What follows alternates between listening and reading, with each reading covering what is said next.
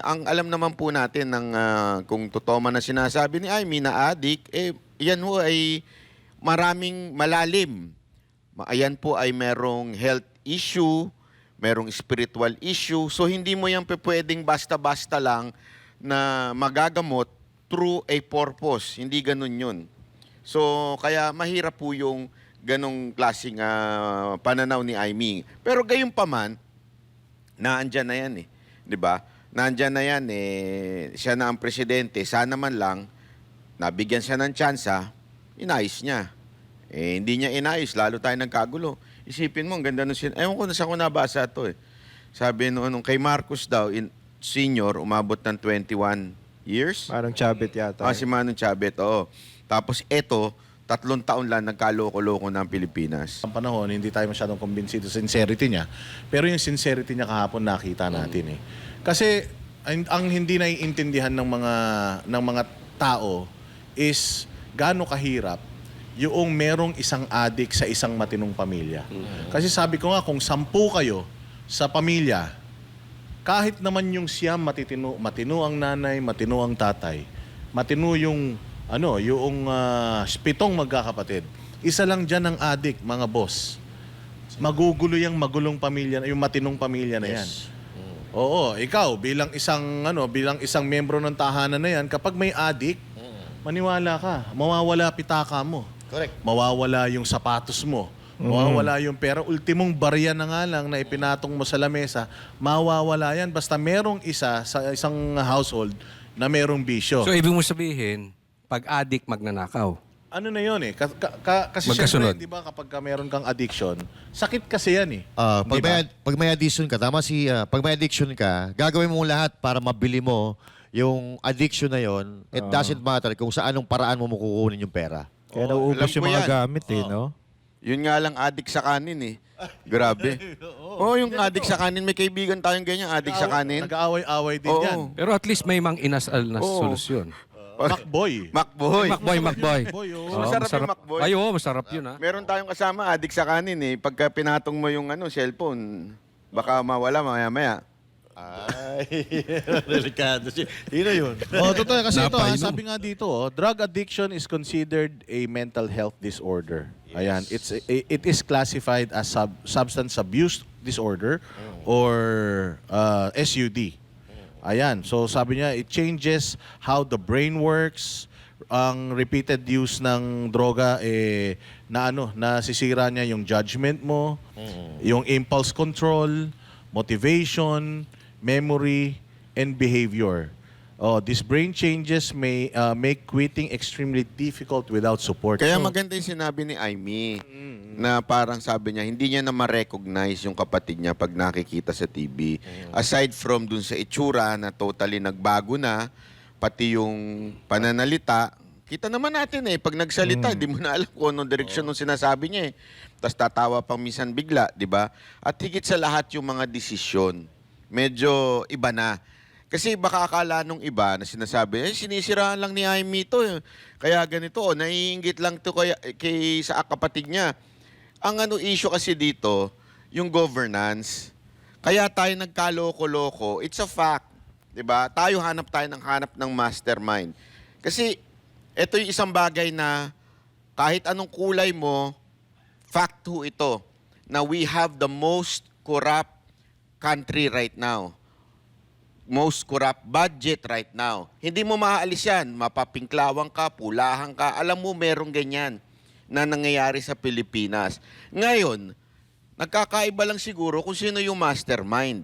Pero ito, tinuturo na mismo ni Amy.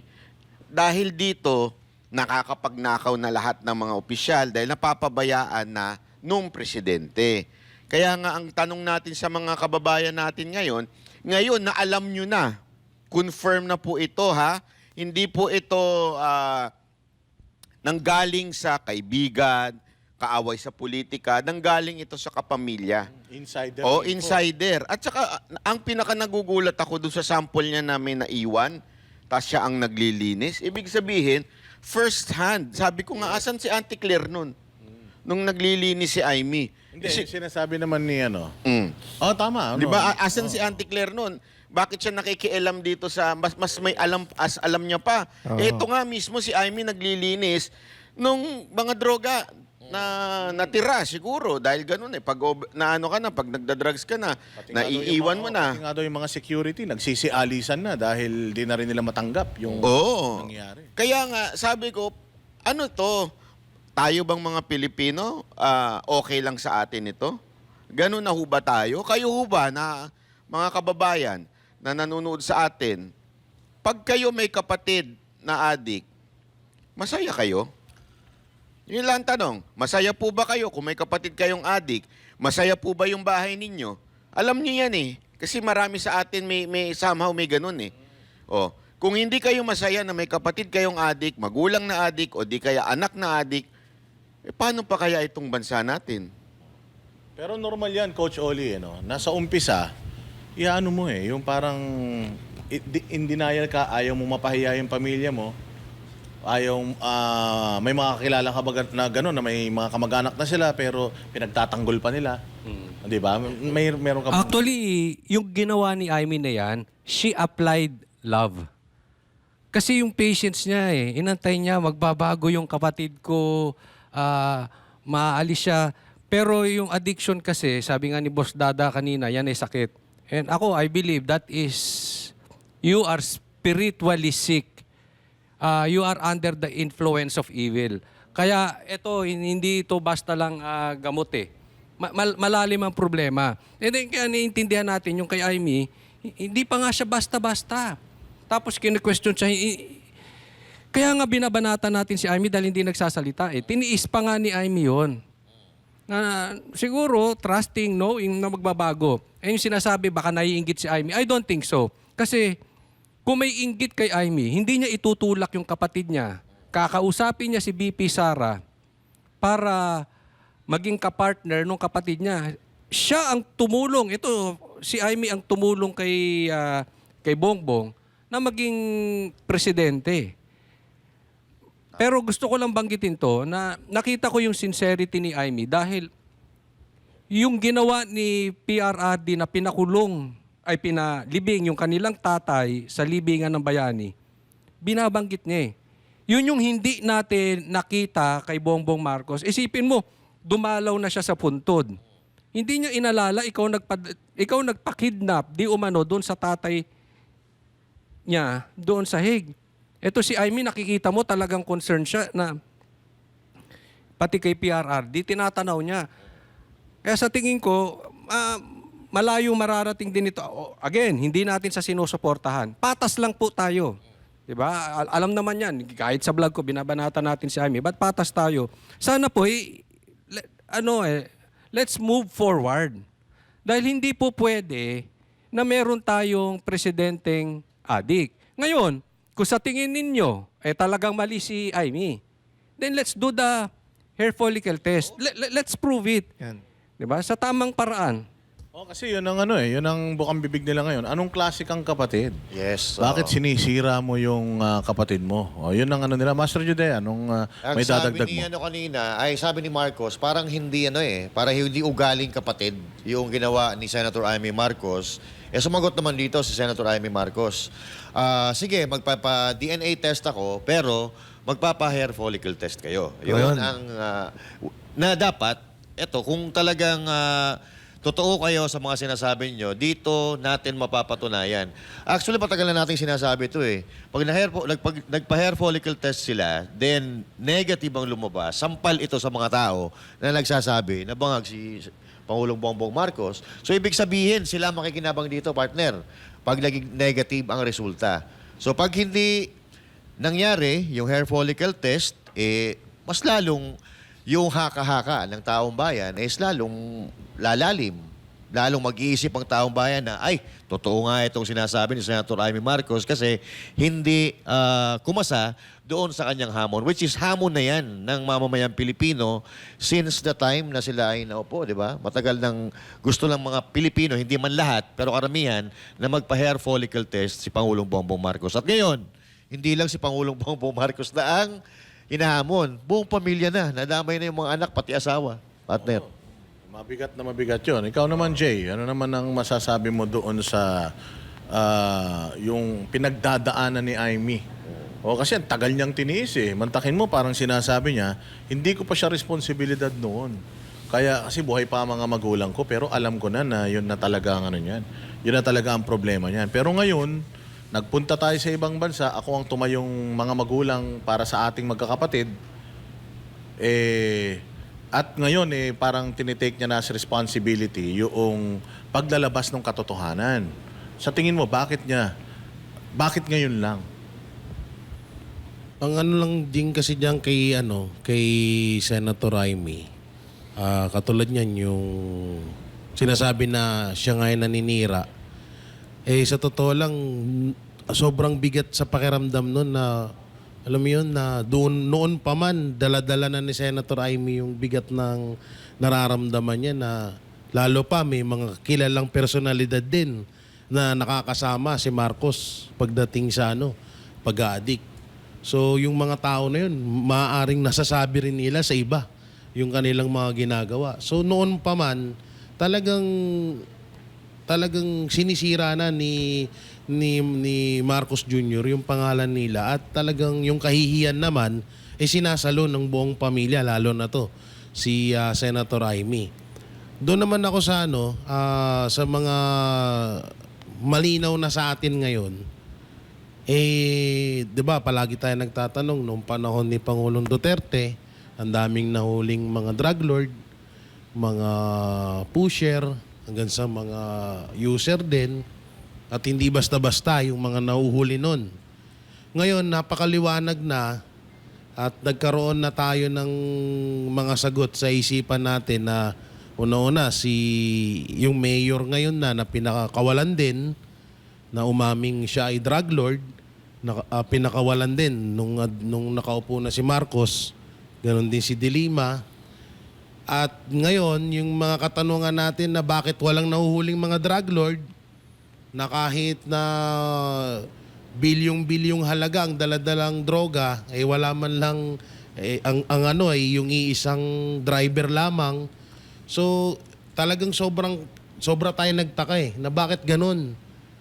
At may mga nakikita pa tayo na mga droga na lumulutang sa dagat na kung sino gumagawa nun. So talagang nagkaroon ng kasagutan sa isip natin na kaya pala walang nahuhuling mga drug lord. Kaya pala walang nahuhuling mga bigating mga tao na dikit doon sa droga na yon. Kasi nagdodroga din, maaaring sangkot or yun nga na nagdodroga din ng mismong presidente. Kaya nangyari nito is pwede na nating isipin dahil dun sa sinabi ni Senator Amy Marcos na protector si Marcos Jr. ng mga drug lord sa bansang Pilipinas. Alam mo, ang ganda nung sinabi ni Jay. Ang galing nung sinabi niya kasi madami akong kaibigan na mga nagdodroga. Alam mo kung anong pangarap nila? Magtinda ng droga. Oo, magsisimula lang sila as user. Pero kapag na-addict na talaga sila, gusto na nila magtinda. Bilis sa pera kasi. Oo, ganun na yung ganun na yung gusto nila. So, we are talking about a person who's been using drugs according to his own sister na simula pa bata hanggang ngayon. So, hindi malayo talaga itong mga issue na to. Kaya siguro walang mga nahuhuling drug lords. Dahil Ako din, may kilala akong ganyan. Pero iba naman. Ano naman? Galit kay Duterte.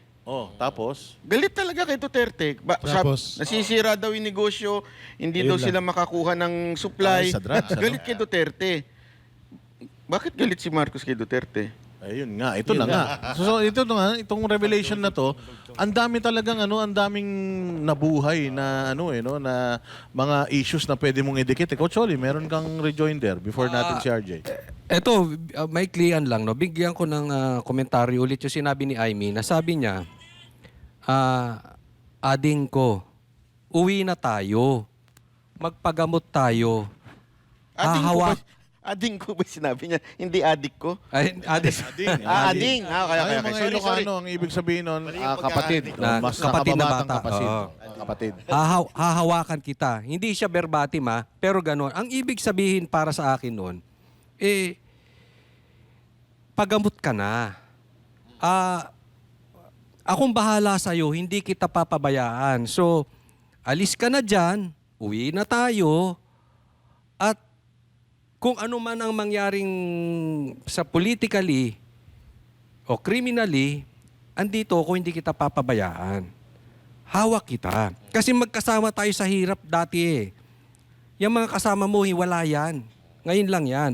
So, ang dating sa akin nito, ang binitawan nga ni Amy kahapon is more on drugs lang eh. Naalala ko yung interview namin kahapon kay Senator Coseteng. Na tinanong ko, yung mga senator ba, posible bang alam nila yung nakawan? Alam daw. So, ang binitawan ni Amy kahapon is family lang. But, tingin ko, alam din ni Amy yung nakawan. Possibly involved. Possibly involved yung kapatid niya. So, ito na, inaalalayan na kita. Habang ito lang ang issue, uwi na tayo. Kasi lalalim pa ito pag hindi ka nagtigas-tigas ka pa ng ulo. Darating tayo doon sa punto, may problema talaga sa ghost projects. Ayun lang. RJ. Naalala ko yung kay Tantoko. Hindi niya ba naisip yon? Parang may kasagutan na rin eh. Kaya nga eh. 'Di ba? Kasi yung family, lahat daw eh, 'di ba? Lahat sila gumagamit. So, ibig sabihin, ito si First Lady nung yung si Tantoko, 'di ba? Yung namatay, pwedeng nandun din talaga siya sa kwarto, no? 'Di ba? So, parang ito na yung mga sagot sa mga katanungan na walang sagot noon. At kitang-kita talaga natin kasi ang style ng addict basis dun sa mga nakakasama natin, kakilala natin, yung mga yan, walang pakialam yan basta makascore sila. Totoo yan. So parang itong nangyayari na to na walang utang na loob talaga. Kasi biruin mo naman, ito lang eh. Simpleng-simple. Si Manong Chavit, kinausap niya yung mga mayor, di ba? Na suportahan si Bongbong. Ganon din, sinabi din ni Senator Amy, kinausap ko si Sara na kaibigan ko para suportahan ka. 'Di ba? Tapos wala ring nangyari. Parang hindi na rin siya kilala. Ganon, ito yung isa pa sa pinakamatinding wala talagang utang na loob itong si Bongbong.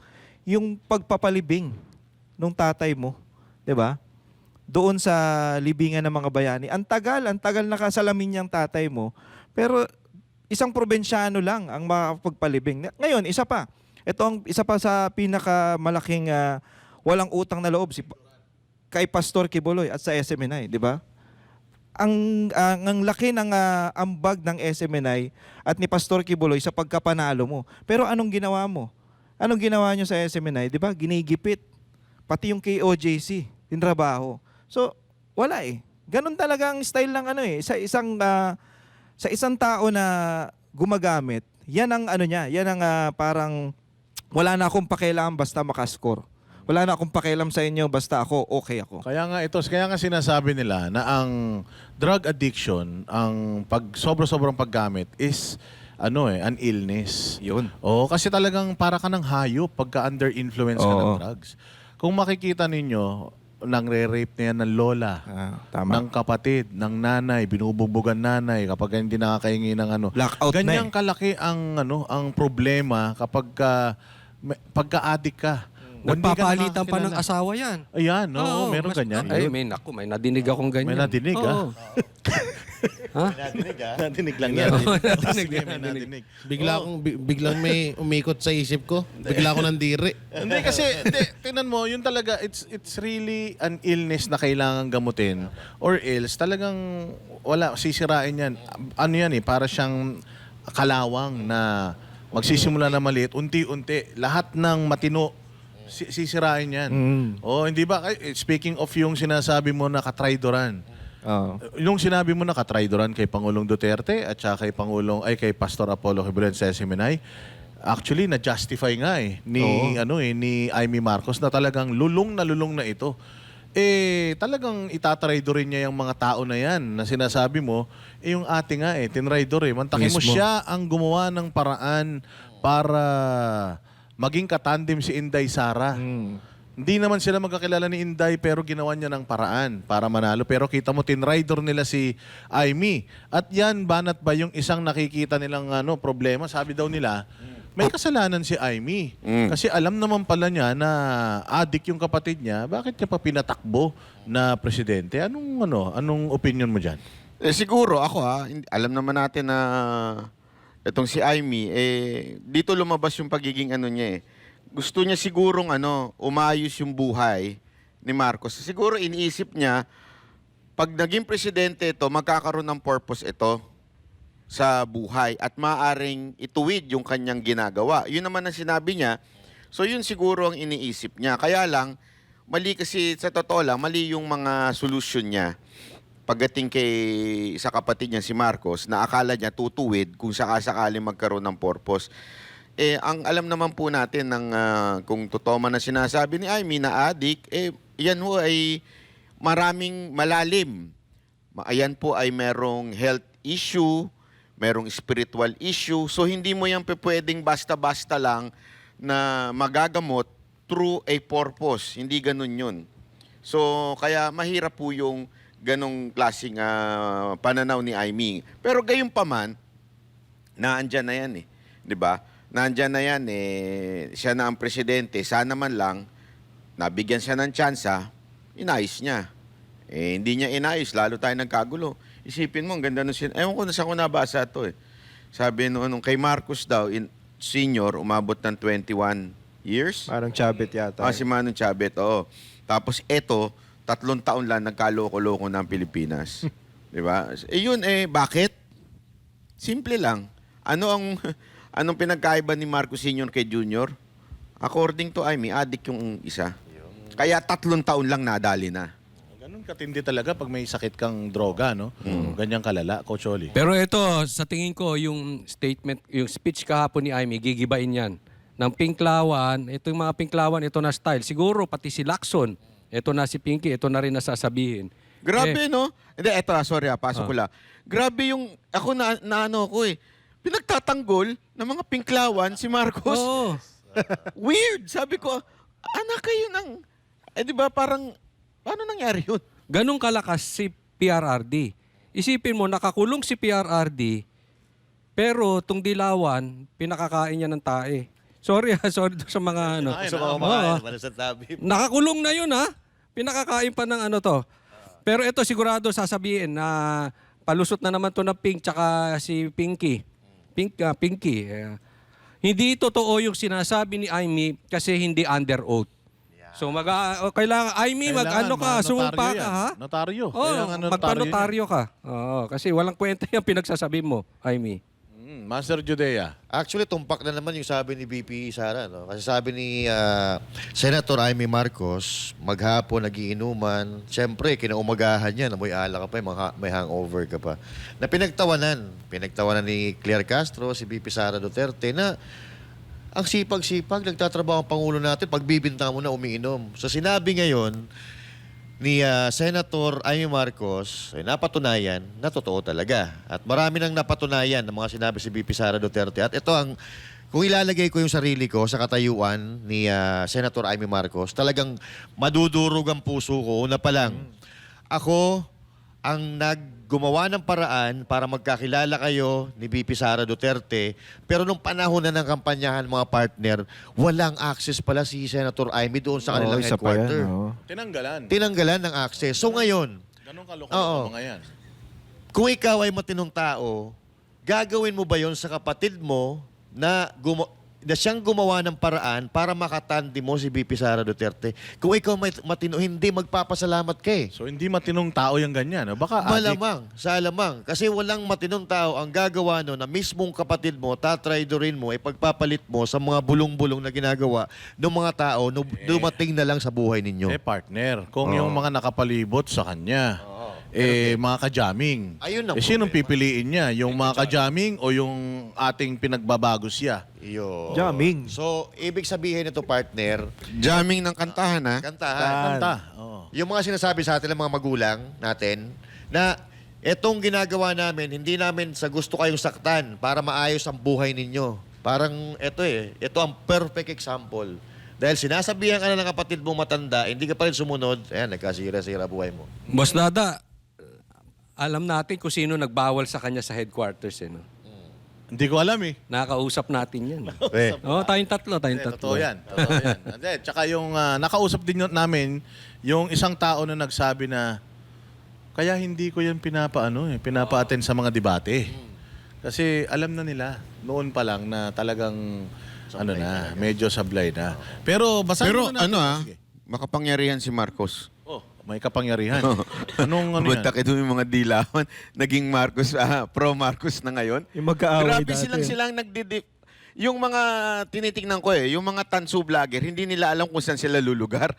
Pero yung mga pinklawa, nangunguna na sila, Jesus Palsis, at kung sino-sino pa, sila na ang nagdi-defend kay Marcos. Dating never again. Oo, nakakagulat. Sabi ko, anong klaseng merong bansa tayo? Diyan ako proud sa Banateros. Kasi simula pa lang, hindi tayo Position natin, doon talaga eh. hindi tayo nagpaka-bading. Sige, Banat. Hindi, yun lang ang aking hindi ko maintindihan. Paano nangyari na kayong mga pink, dinidefend nyo etong si Marcos? Ito na yung kapatid, nagsasabi na ng totoo. Siya yung naka-witness. Hindi po siya nag-iimbento, hindi galing sa third party o hindi galing sa labas. Siya mismo nakita niya, oy, etong kapatid ko adik. Tapos kayo, sinisiraan nyo na ngayon si Amy. Tsaka Banat ba, hindi ito yung spekulasyon lang ha. Siya mismo ang naglilinis ng mga napag-iiwanan nila mga parapernalya. oo, first So hand. talagang first-hand experience ito. Tsaka, Boss Paano Bay, nangyari yan? Oo, doon sa sinabi mo na mga pinklawan na nagtatanggol kay Marcos. Ang sabi, may narinig akong isa. Ang sabi, hindi naman sa ayaw namin na patalsikin si Marcos o bumaba mag-resign si Marcos. Pinaparusahan lang namin kayo dahil ibinoto nyo yan. Kayo ang naglagay niyan dyan. Parang ganun, di ba? Marami Yung alam, parang no? hindi pinag-iisipan yung sinasabi. Eh, paano yung hindi bumoto dyan? Pinarusahan mo rin. Jay, pasok. Pero sige, Basahin mo. ano muna natin to? Basahin muna natin tong comment ni Maricar Villa Flores ng Quezon City. Dahil sa revelasyon ni Amy, this will be the end. Ito na to, the end na to. Sabi niya, the end ng episode ni ng Marcos era. Wala nang Marcos Romualdez na tatayo. Wala nang tiwala ang taong bayan. Ayaw ng mga tao ng adik na presidente. Sige Jay, anong masasabi mo dyan? Totoo ba yan? Tingin mo? Oo, no. Ako naniniwala din ako dyan. Sa tingin mo, talaga. Wala Oo, na? Sa tingin ko. Oo, kasi magdanakaw yung tatay, magdanakaw yung nanay. Oo. Binoto Tapos, pa yung anak. Dumoble pa, Oo. addict pa. Di umano. Di umano, Oo. sabi ni Amy. At dyan sa komento na yan, dyan din natin na kung si Amy Marcos nga nabudol ni Marcos Jr., paano pa si BP Sara? Kung si Amy Marcos nga napaniwala niya na hindi na, nagbago na ako. Matino ako. Kasi nakikita Kung natin yung ngayon, mga close, tinridor, di lalo na. Pati Oo. tayo mga Pilipino. Hindi naman kasi tayo nakikita ano-ano. ang inaano ng mga dilawan, parang gusto nilang sisihin si BP Sara kasi normal na rin naman yan na parang sa mga Duterte na naman mapupunta ang issue. So ngayon, sinisisi nila si BP Sara. Duterte may kasalanan Oo, yan. si BP Sara sinisisi nila ngayon. Kaya nga itong ang kasagutan diyan kung si Amy Marcos na atin niya, napaniwala niya nga, nabudol niya, what if pa si BP Sara? What if pa tayo? But what if pa tayo? So yan yung isa sa mga diyan, tsaka yung doon sa comment na never na ito na yung tapos ng era. Oo. Never na talaga sa sobrang hirap ng Pilipinas ngayon, sa daming namatay sa baha, sa daming mga ari-arian na mga nasira, yung mga OFW na ilang taon nagtiyaga, nagtiis sa ibang bansa para lang maipundar yung bahay na yon, sa isang gabi nawala. So talagang talagang tatatak na sa utak ng mga Pilipino na ang Marcos at Romualdez, Araneta pa yan, kaya isama na natin yan, never nang makakapatong ulit yan sa pagiging leader ng bansang Pilipinas. Alam mo, dahil dyan, parang gusto ko na naman kumanta. Kaya pigilan mo ako. Parang gusto ko na naman kumanta ng And Now. Sample nga, Banat. Wag na. kung kinanta mo Si dun Jay sa na lang. Bahala na si Jay pagdating sa kantahan. Alam nyo, Dalawang linya na lang, sintonado pa eh. Oo nga eh. Parang yun yung gusto kong sabihin kahapon, konti na lang kinanta mo. Ano pa? Sakit pa sa tenga.